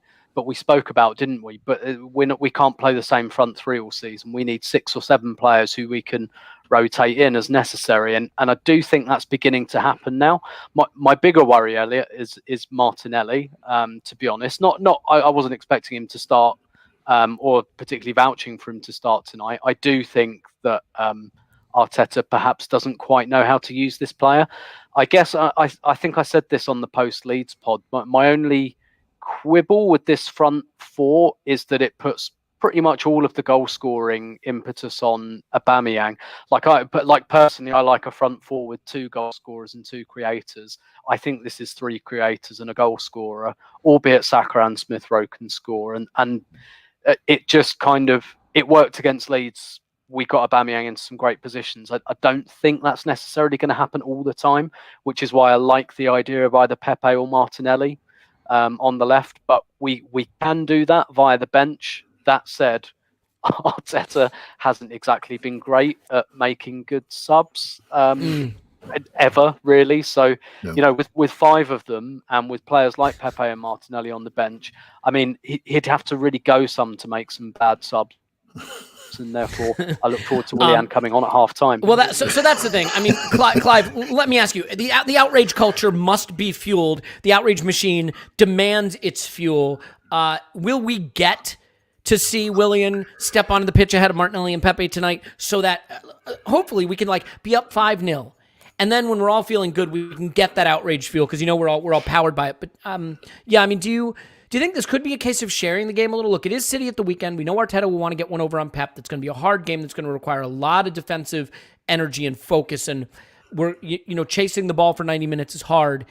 Will he try to do Lacazette at 50 minutes and Martinelli at 55 minutes and Pepe at 60 minutes and try to share the game tonight if we're playing well and with an eye towards having a little freshness? I mean, Saka there are a lot of minutes in those legs too. I'm sure he'd love to get him off earlier. I think we'd all love to get off earlier, if I'm being honest. But how do you think that could play out? Yeah, I think so. This is an issue really for Arteta, right? Because most people judge the manager on results and selecting their favourite players, right? So if you're seen to be having a different selection criteria for some players, and then basically, having a different one for others, I look at Pepe right now. I think he took a while to get here. He's got here. He has a 6.5 out of 10 game. Bang, you're sat down. Do you know what I mean? Straight away, no missing. You're sat down. And so if you're a Pepe fan, you will now, judge Arteta based on how he treats that player versus say William, for example, who can pop off to Dubai and come back and play the next game. Right, huge mistake leads away. I think it's a big mistake he made, and so that's in people's minds. Martinelli now, lots of people want to see him. Myself included. I want to see him. Wasn't too worried about the Villa game, but I did think Leeds suited him. The scenario suited him. Why isn't he playing? I would have liked to see him for half an hour. And so once you get these little things in people's minds, if we lose a game, whoosh, outrage. Do you know what I mean? It's just going to come straight out. Why didn't he play? Did he rush Martin? One of the Discord guys, Tom, was saying to me, he rushed Martinelli back. I'm thinking, did he rush him back? But it's in his mind, right? It's in his mind, and that's what he's thinking. And I never critique people on these things. I'm just, they're telling me how they feel. Do you know what I mean? Like, we rushed him back. He overplayed Tierney. And it comes back to, Arteta, in my opinion, is a decent coach. Arteta, the manager. It's a debate for many, many people, right? So this is just another night of that, and he better get a result. Simple. Yeah, I think, look, ultimately, you guys, this is, I'll do with you guys what I did with Jess, which is pop up the table for a second, because I think there is a tendency to want to feel that there's still something on for us in the league. And maybe there is, maybe there isn't. Let's take a look at it together, you guys. Tim, who is currently covered by the Taking Your Questions banner, like a professional producer that I am here. Who knows? Maybe that's an improvement. You be the judge. Get in the comments. Criticize Tim at your mercy. At your will. I'm glad I can't see the comments. It's for the best. Trust me, Clive. Yeah, Clive, oh my God, Clive in the flesh. Clive's a superstar. Oh, anyway, I saw the comments Tim, for Jess earlier. Whoa. Oh, it's because she's great at what she says. All right, hey, Tim. You know what, Clive? Leave the Gen Z stuff to me and my Gen Z friends. Okay. I'll get back in my lane. Us Gen Z people really get it. Okay. So Tim, you look at the table, and it is easy to look at fourth place Chelsea on 42 points and us on 34 and say, okay, that's 8 points. I did that math in my head, by the way. It's not impossible, but it means getting over West Ham, Liverpool, Everton, Villa, Spurs. Of those teams, the question would be who would be the team that would miss? Would Liverpool and Chelsea both miss probably what it's going to take, unless you think we'll also get past Leicester, who are a full 10 points clear. Looking at this table, what it says to me is that top 6 is still realistic, top 4 is not. But if you're shooting for top 6, you might as well try to win the Europa League and just be done with it. So when you look at this table and you look at what's still on for us, how do you feel? How do you feel we should be prioritizing the league, given that it's Benfica, City, Benfica, Leicester? It's a tough run. Yeah. I wouldn't do any prioritizing. I know this sounds like a worry old cliche. I'd just prioritize the next game. I think my feeling on the league table at the moment is not so much who will collapse. I think Everton, I think Villa, I think Spurs, I think West Ham, they will all drop points. Liverpool will drop points. Chelsea will drop points. None of those teams is going on a massive run. For me, it's even if they all collapse, and I'm not saying they'll all collapse, they will all drop points. Okay, I would say it's on the table for us to overtake pretty much any of those teams, but that relies on us winning pretty much all of our games. That's what I can't see happening. To be honest, we're still, it's maybe changed a little bit in recent weeks, like beating some teams quite well, but the games are on a knife edge, right? And that tells me that some games like Villa just aren't going to quite go our way. And therefore, I just don't see us putting the run together. I think anyone that can put a run together can do anything this year, with the exception of winning the league. If we put a really good run together, I think we could get second. I think the table is look at the form guide. Someone flashed up the form guide on Twitter recently, the last 6 games, and the amount of teams who've lost 2-3 games, even in the top 6, just absolutely incredible. But yeah, it's on us really. Honestly, I think we're coming to a stage, like I said, with our attack at least, where we can rotate without really weakening it that much. We got Martinelli, Lacazette, and Pepe on the bench tonight. All 3 of them could start against Man City on Sunday. I'm not necessarily advocating for that, but they could all start on Sunday, and you wouldn't necessarily say that we're throwing in the towel by fielding those 3. So I think there is, and we could go to Holding and Marie at centre half against City on Sunday, and again, nobody would call that like throwing the towel in and massively weakening the team. So I think we can just, like, honestly, I think what Arsenal have got to do is concentrate on themselves and just try and win as many games as possible, and almost in the league consider this as like a run up to next season. And, you know, perhaps Arteta just have a word with a few players and say, okay, we're really starting to test for next season now. Show me you belong here. Show me you belong in the starting 11. Xhaka, keep playing like you've been playing, for example. Others, you know, just keep it going. Louise, show me you need another year's contract, etc., etc., and just consider it a run up to next year. I wouldn't take the foot off the gas at pretty much any point, save maybe like semi-final if we're 10th. And apart from Thomas Partey, who I don't think we have any real replacement for in the squad, we're at a situation right now where if someone breaks down, you know, if Aubameyang breaks down, we have to play Lacazette. Well, we were playing with Lacazette. If Saka breaks down, it's devastating, but you play Pepe, or you play Odegaard on the right, and if Smith Rowe breaks down, you have Odegaard and vice versa. And there's a little bit more firepower than we saw. Mateo Day, keep doing your things, lad. Peace and love from NYC. Keeping my hometown hopefully happy and healthy, and same to you, Mateo. But next time, get your drink order in, bud, because I can't give you a drink order if you don't tell me what it is. And Extant Crab. That's a great name. Hey, just wanted to say a big thanks for all your content. It's been great to be able to listen to you through a difficult year, both in terms of the world and Arsenal. And I want to say, as I always do, that, just from the bottom of my heart, like this is a chance, because we're always doing an audio. You can't see me say it.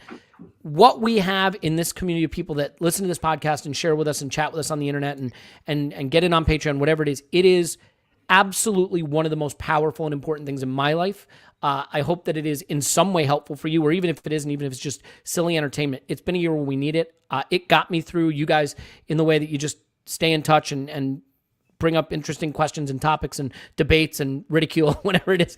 It's been spectacular. So thank you for that. It means the world. And Extant Crab, thank you for saying so. And you need to get your drink order in next time, please. Don't forget that. That's important.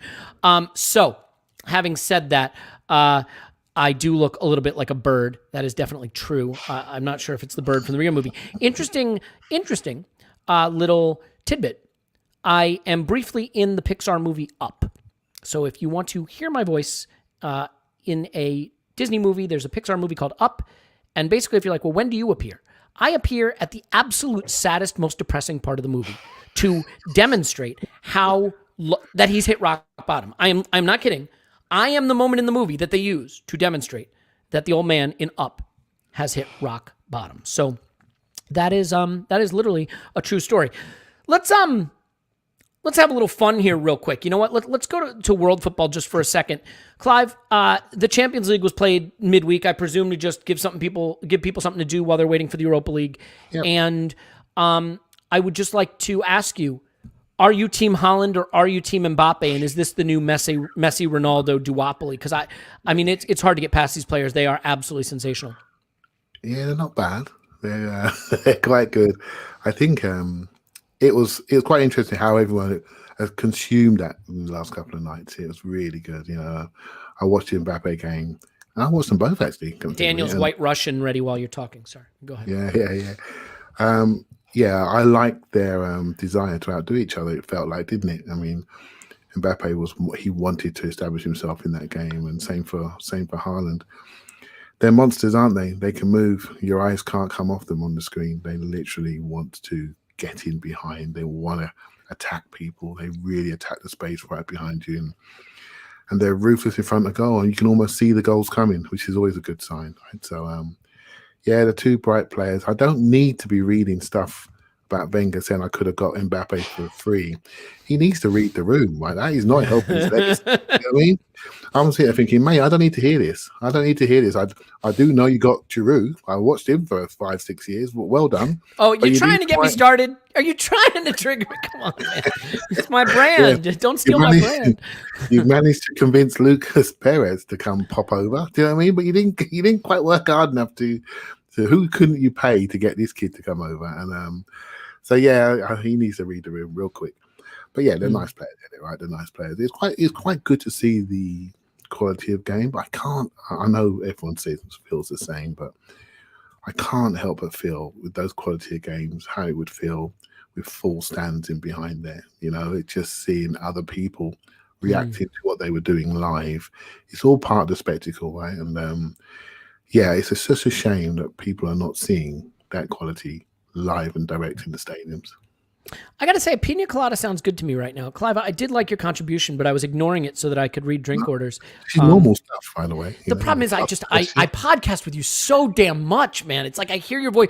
I could be laying in bed next to my wife. We turn the lights off and I hear Clive give me tactical analysis of what's going on. And it's just like, and then I have insecurity and I feel inadequate. You're arguing with me in your sleep. You're thinking he wasn't right. Oh, he might have been right. Oh, damn him. Damn. I do relive those emasculating moments that I go through on the podcast.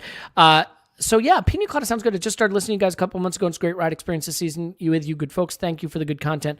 Thank you. Thank you for also the Pina Colada order. Question? Yeah, not afraid to order a flavorful drink. A little flavor of coconut makes me feel like I want to be on the beach. Maybe somewhere warm because it is roughly 20 degrees below zero outside. So thank you for that. And thank you for the sentiment. Yeah, Clive, you wanted to ask something? You said? Yeah, ask both of you really, because to see if you're developing something. Are you developing a trust in this team, particularly in how they're playing?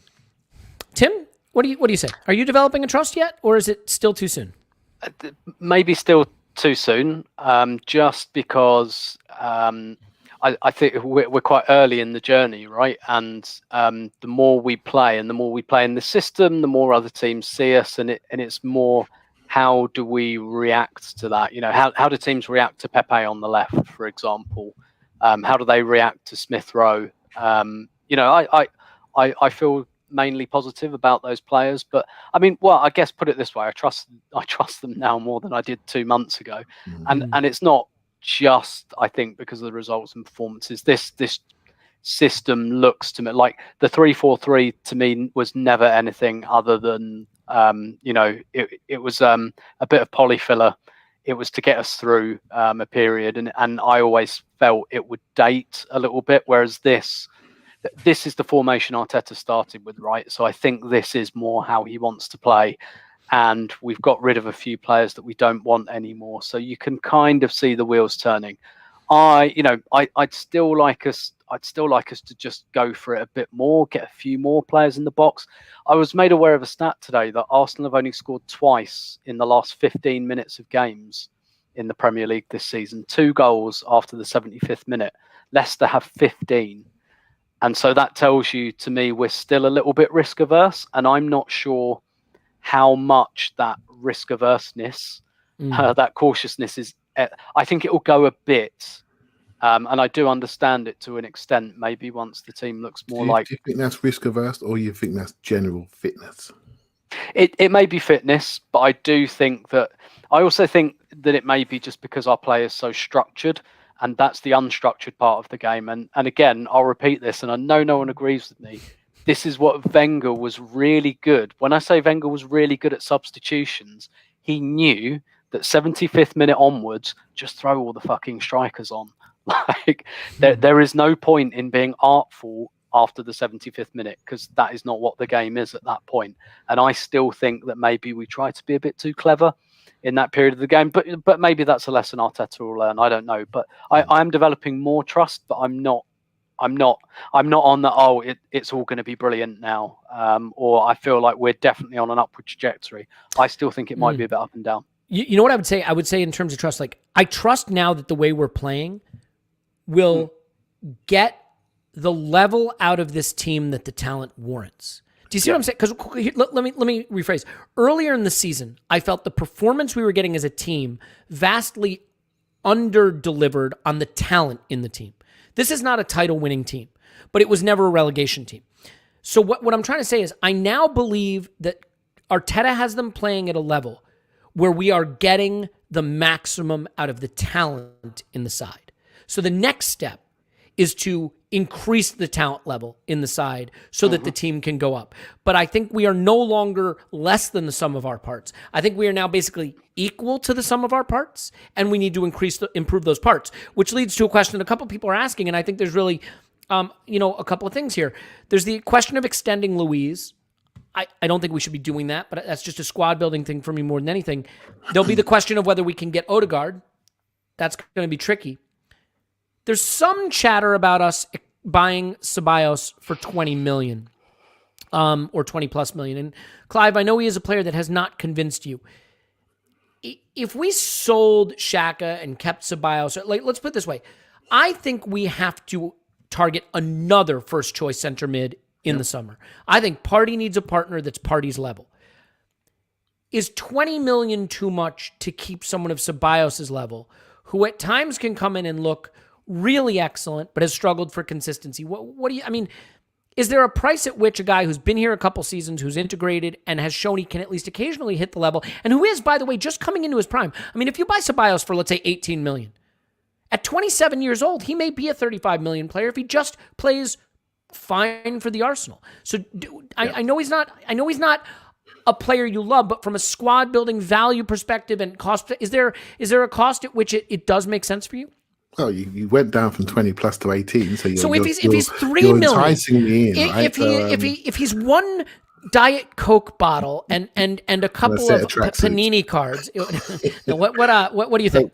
My view is a bit broader, right? So I do trust the team a little bit more, right? So, and we're developing that 4-2-3-1 identity, right? 2 behind the ball, front 4 diamond, 1 fullback pushing on, 1 tucking in, 2 centre backs that can build play, cover wide spaces.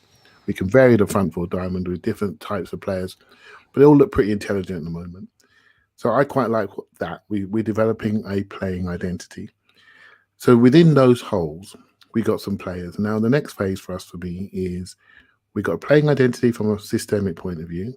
We've got an on-the-ball strategy, a bit more intelligence and one-touch play when we're progressing the ball. And we've got an off-the-ball strategy developing with pressing. Then I think, what's the next phase? So when I look back, and this is in Tim's world now, right? When you look back, I look back at certain teams and they had a physical and technical profile. So we had the 2008 era when we had the technical guys, the 4 number 10s. And we had, before that, we had a level of physicality.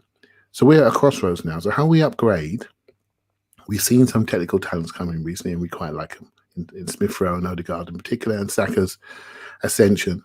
So now for me, I'd like to see a touch more physicality. And what that does is that creates a floor, which is at 6, 7 out of 10, rather than a floor that's at 4 out of 10. So when we're on a bad day, we can cope physically in the Premier League. Do you see what I mean? And so I think a Ceballos, who's a nice player, at maybe 15 million, why do a deal now when the market's not set? So let's see how that develop. He's a nice player. He's got the technical ability, doesn't fix the physical. So if we get him, he can't be him alone. There needs to be another one. And the other one has got to be a bit more physical, got to be quicker. So you have 4 players behind the ball. Xhaka's not too quick. Partey's okay. He's mobile. Got to be someone faster. Got to be someone physical. 4 CMs behind the ball. Right, that's what you need. And maybe Aziz comes in as the 5th centre mid. So I'm a little bit cautious. I want to see a touch more physicality. I don't want to see us being dominated in duels, particularly in fullback areas and particularly in centre mid. Because what that does, it allows some of our younger attacking mids, of which we have plenty, Martinelli, Smith, they can pass the ball in the wrong space and they don't care. There's a freedom to their play. So it's important what we do behind the ball allows those attacking mids to develop. Yeah, Basuma. I'd love Basuma. Definitely. Or Anguissa. And I watched Anguissa last night for Fulham and I might be veering towards him. And the reason being, he stands in that left-hand Xhaka zone. That's his natural slot. And we know the right-hand, the middle slot is sorted. And we know we invert a right back. So that left slot, we're so dependent on Xhaka. And Anguissa is the only one I've seen that stands there. Basuma sort of stands in the middle. He's a true 6. So I'm not sure the actual fit for Arsenal. I really like the idea of Anguissa as well. I've been having a bit of a look at him recently, and he's a big part of the reason Fulham look much better. The problem for Fulham is they don't have anyone to score goals, but what they're doing is drawing loads of games and they're staying in them, and it's largely because of him. The thing I like about Anguissa, I think Bissouma's going to be maybe subject to a bit of a bidding war. What I really like about and the thing is Fulham are going to go down most likely, so you can probably get Anguissa for a decent price. I still really like Douglas Luiz at Villa as well, but unfortunately I think he's going to go back to Man City. I'm going to take a crack at the Ceballos question. So I'm really torn on this because I've seen some comments saying stuff like, 18, 20 million for a centre mid of that standard who can come into the team is a really good price, and I agree. On the other hand, I think what it comes down to, Elliot, is what type of team we want to be. Do we want to be the possession team, or do we want to be the counter-pressing team? And maybe Arteta wants to do a bit of both and go horses for courses, which changes things a little bit. And therefore, if he does, then yes, Ceballos, come in, you can be that possession centre mid when that's what we want. If we want to be the counter-pressing team, and I think we've got the players to start to do this, particularly if we manage to hold on to Odegaard, who's very good at that, then no. Then that's not really the profile of player we want, I think. But yeah, I think I'd veer more toward. I agree with Clive. I'd veer more towards that kind of. Yeah, I'd really like Anguissa or Douglas Luiz or someone like that. That more. Yeah, I'm quite attracted to that guy that plays in. Maybe the Xhaka upgrade. Really more than anything, and I don't think Ceballos is that. I don't know. I mean, I think the issue, right, is that when you have a player who's integrated, who's early, pre-prime kind of player, I mean, it's important to remember he's basically Maitland-Niles' age, who has shown the ability on occasion to perform at an elite level. Project Restart was really good. I thought he looked good against Leeds, to be fair. I'm not saying he's at the very top of the game. And then you say 18 million, 20 million for a center midfielder who can sometimes look like he has a top-end talent, who's already integrated, and who's entering his prime. It seems like a safe deal to me because I say, if he's not a starter, that's fine. It's a squad game. He's a player who can play for us in Europa League and FA Cup, whatever it is, and if somebody gets injured. You have very little risk economically because it's hard to see a situation where Spanish international central midfielder Dani Ceballos at 24 years old for 18 million becomes Dani Ceballos 27 years old who can't be sold for 20, 25 million pounds. So I just think your risk profiles, though, I do want to thank Halber, by the way, and thank you for the kind comment. Hybler 88, sorry. Yeah. So, Clive, why don't we wrap this up so we can talk about the game real quick? But it did sound like you wanted, you wanted to come back in and criticize me. So please do. No, I'm here for my crap opinions. You just tell me they're crap and tell me why. I want to hear about it. You later, right? So so we got Joe Willock out on loan, right? So there he is doing quite nicely at Newcastle in a team that doesn't really have the ball. So all he's got to do is break forward. Right, he's a bit more of somebody that could develop into a counter-pressing midfielder, a third midfielder, for example. So when you're saying, "Oh, we'll just do 18 million for Ceballos," well, we may already have that player in Joe Willock to a degree. And I know people are saying he's not clean enough on the ball. I can hear your voice. His passing stats are not good, but we're developing him. He's out there playing Premier League minutes. He's developing, and things can change very, very quickly. Last September, August, I was not thinking about Smith Rowe being undroppable. Do you see what I mean? Mm-hmm. It can change very, very quickly. So for the culture of the club, are we going to do that deal for 18 million and sell Willock for 18 million to Newcastle? Some people may say, well, let's do it. That's an upgrade, depending. But I think it comes back to Tim's point. What do you want to be? Mm. What do you want to be? And I'd like to see us continue this pressing style, really start to take the ball off people and disrupt people. I want to see that develop because it's sustainable week on week. Yeah. I think that's what we need to do. All right. Well, so that's enough of what to do in the summer, but you got to talk about the transfer window when you're, kick off of a European tie. What do we expect from the game? Tim, real quick, whose eye are you on? Whose eye do you, no, that's not it. What player do you have your eye on? Who are the players that are going to star for Arsenal tonight, and who are the players that maybe could be targeted? What are you expecting from this football match thing we got coming up? So the player Elliot. the player I'll probably keep an eye on the most is Odegaard, just because I've not seen as much of him yet, but I liked what I saw against Leeds. But I'm really keen to see that interrelation between him and Smith Rowe, and whether that's a goer on an ongoing basis. I mean, personally, I kind of have in my mind We've got Martinelli for the left flank, and we've got to make room for him somehow. And Pepe's played really well there now, and he's like a good goal scorer as well. So, like, a lot of me is thinking we've got loads of players that mean we don't have to play Aubameyang on the left anymore. And if we can add Smith Rowe to that, that also reduces the chance of seeing Willian there, which I'm very interested in reducing the chance of seeing Willian on the left wing. Or at all, but no, Ødegaard is the one I'm really looking at tonight. Just because he's new and exciting. Yeah. I mean, I think when Clive and I did our rewatch, Ødegaard stood out for me as maybe a little better than I expected.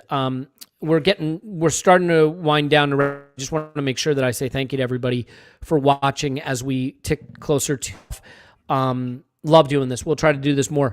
I have an internet kept us from doing more video stuff, but it was supposed to be resolved today. It's not, which you may be noticing at times during the stream, but I just got an email saying it'll be resolved March 4th.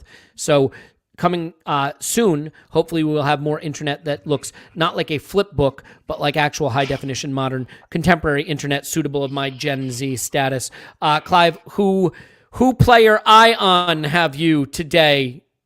It's football. I want to say Smith Rowe plays on the left because I think he was detailed to really mark the right back at the weekend, and he was a bit of a setter, a wall pass player, but we know he can do things in behind and take the ball forward, and he didn't do a lot of that at the weekend. Great job for the team, but didn't do a lot of that. Could you imagine Smith Rowe in that position with Kieran Tierney on the outside, Smith Rowe being 3 or 4 or 5 yards inside? Suddenly he's in a different position and he's doing 1-2s around the box. It all looks different. So that'd be nice to watch. I'm also want to watch a player playing for Benfica, actually, called, I think it's Darwin Núñez. Right. So I'm looking at centre forwards. I'm scouting them ready for. He's a player who's really summer. Evolving, Clive. He's a player who's really evolving, that Darwin. You've already spoke to him. Yeah, you already spoke. I heard your thing earlier on. But I think on the TIFO, I got his name from the TIFO videos, looking at potentials for Arsenal up front. And since then, I haven't seen a live game. I looked at some short videos, and there's another guy called Alexander Isak who's playing for Real Sociedad right now, who I quite like, and he's done quite well in the first half before I came on. So I want to see the comparison there. I'm not sold on the Edouard guy at this moment in time. I think he's too weak.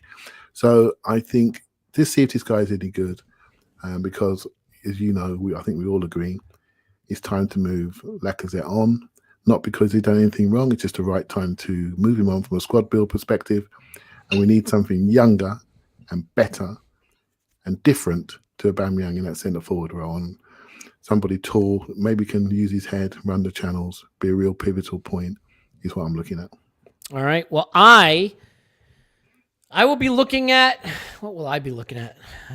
Probably the TV screen. I don't know. Look, I think it's another game to see how Ødegaard starts to get comfortable running the show in the middle of the park. I think he was better than maybe I thought when we rewatched the game. I think he's developing a real relationship with Smith Rowe over there in the left half space, so I think that'll be interesting. Aubameyang obviously starting to understand what it means to have a left footer number 10 in terms of angles. There was one run that Clive and I saw in our rewatch where Aubameyang stopped expecting it to come to feet because the right footer would have had that angle, but now the left footer can slot between the center back and the fullback or between the center backs.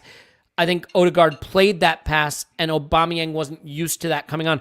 I do want to just quickly, can you do this more often? Yes, 100%. As soon as my internet jumps into the 21st century, we'll be doing this all the time, perhaps. I do want to just say, I don't know, did you guys see the news? I did put it out on Twitter. I was named CEO of Black River Conglomerate Industries. We are a resilient, decentralized industrial diversification company. Obviously, this is something that I'm really proud of. I think you might remember we had the Shmoo as an advertiser on our podcast, and they are a Black River family company, family member. And, I just want to be clear, for me, that decentralization is a philosophy that embraces the opportunity vested in each of our holdings and recognizes the power inherent in the aggregation of specialized data shared among them. That is my, just sort of my introductory statement about what I expect from our company and the proud tradition of our decentralized conglomerate. So time on your hands. No, man. This is important stuff, but it will not interfere with the podcasting in any way. So, one more important message to get on the screen, and that is simply sign up for our Patreon if you want, and if you don't effing do it. No pressure, but we would love to have you there. You'll be seeing these two men, I imagine, right at full time for our Instant Reaction podcast. Just one of the many things we try to do on our Patreon. Important thing is that we love you, Clive. We love you that much. Clive PAFC on Twitter. Clive, I love you, man. Thank you very much. You're not bad yourself, my son. Well, I'll take that. You know what? That's the level I'm shooting for. Tim is on Twitter at Stoberto. Always enjoy the chat, Tim. Thanks so much, man. My pleasure as always. Yeah, good to see you, And fellas. enjoy the game. Yeah, enjoy the game. That's right. Paint your walls, Elliot. Is that rhyming slang, or is that just you talking about my walls? Paint your walls. Is that like shave your balls? Is that rhyming slang? Is that a Manscaped ad? Not that I know of. Not that you know of. All right. Tim's on Twitter at Stoberto. Clive's on Twitter at Clive PAFC. My name is Elliot Smith. You can block me on Twitter, Yankee Gunner. We do love you. Thank you so much. I just consider it a privilege to be able to come on here and have people that actually want to hear what we have to say see us, which is weird, and then chat with us in the comments and have had a blast doing it. I want to thank Jessica Black, it's Jessinho, for coming on. I want to thank Paul Positive My Pants for coming on, Scott @_that_crab coming on, and most of all, you for being here. And we will talk to you in the Instant Reaction through the game, and we will talk to you on the full podcast tomorrow, and on and on and on. Up the Arsenal. That's what we're talking about, right? That's what we do. So we love you. Love you. And we will talk to you. 10, Benfica 0.